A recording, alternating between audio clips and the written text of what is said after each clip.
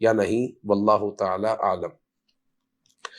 دوسرا سوال یہ ہے کہ بغیر اجازت کے کوئی پتھر پہن لیا اپنے نام کے علاوہ، تو کیا وہ پتھر ہمیں نقصان پہنچائے گا؟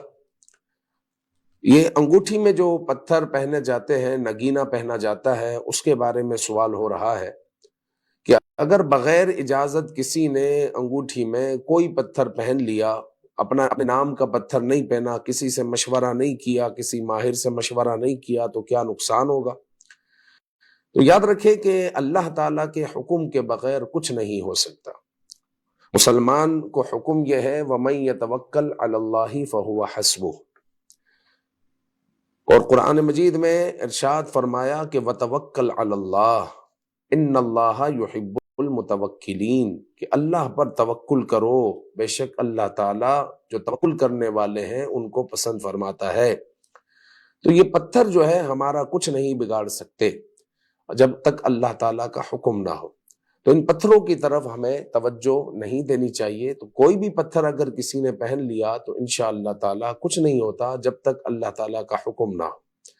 ہاں، اس پتھر کی تاثیر ہوتی ہے یا نہیں، جس طرح دوائیوں میں تاثیر ہوتی ہے، اسی طرح بعض احادیث میں اشارہ ملتا ہے کہ ان پتھروں میں بھی کچھ تاثیر ہے، لیکن مؤثر جو حقیقی ہے وہ اللہ رب العزت ہے، کیونکہ کسی دوائی میں اگر اللہ تعالیٰ شفا نہ دینا چاہے تو وہ آپ لاکھ روپے کی کھا لیں تو اس میں شفا نہیں ہے، اور جو ہے چند روپے کی دوائی ہو، اللہ تعالیٰ چاہے تو بڑی بیماری کی اس میں شفا ڈال دے۔ تو شفا دینے والا حقیقت میں اللہ ہی ہے۔ تو پتھر نہ نقصان پہنچاتے ہیں نہ فائدہ پہنچاتے ہیں، ہاں اگر اللہ تعالیٰ چاہے تو اس کا بھی کچھ اثر ہوتا ہے۔ جس طرح جو ہے آقا کریم صلی اللہ علیہ وآلہ وسلم سے متعلق حضرت انس رضی اللہ تعالیٰ عنہ فرماتے ہیں، وہ روایت کرتے ہیں کہ رسول اکرم صلی اللہ علیہ وآلہ وسلم حبشی پتھر پہنا کرتے تھے، حبشی نگینہ اپنی انگوٹھی میں پہنا کرتے، اور وہ نگینہ اپنی ہتھیلی کی جانب رکھا کرتے تھے۔ یہ حضور علیہ الصلوۃ والسلام کا طریقہ کار تھا۔ اسی طرح حضرت ملا علی قاری رحمۃ اللہ تعالی علیہ کہتے ہیں کہ انگوٹھیوں میں عقیق کا نگینہ پہنو کہ یہ برکت والا ہے، یہ برکت والا ہے۔ اسی طرح عقیق کا نگینہ فقر کو ختم کرتا ہے، فقیری کو، تنگی کو ختم کرتا ہے۔ اور ایک روایت میں یہ بھی ہے کہ پیلے یاقوت کی انگوٹھی طاعون سے محفوظ رکھتی ہے۔ اور ایک روایت میں یہ بھی ہے کہ عقیق جو پہنتا ہے اس کو ہر قسم کی بھلائی ملتی ہے، اور فرشتے اس سے محبت کرتے ہیں۔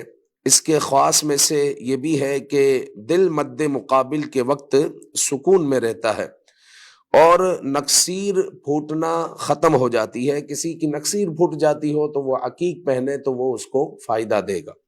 لیکن یہاں پر یہ بات ضرور یاد رکھنی چاہیے کہ مؤثر حقیقی اثر دینے والی ذات اللہ کی ہے۔ ہمیں جو ہے ان پتھروں پر اعتماد نہیں کرنا، بلکہ توجہ مسلمان کی اللہ کی طرف ہو۔ جس طرح ہم دوائی کھائیں گے تو دوائی کھاتے ہوئے ہم کہتے ہیں بسم اللہ الرحمن الرحیم، یا شافی انت الشافی، اے شفا دینے والے تو ہی شفا دینے والا ہے۔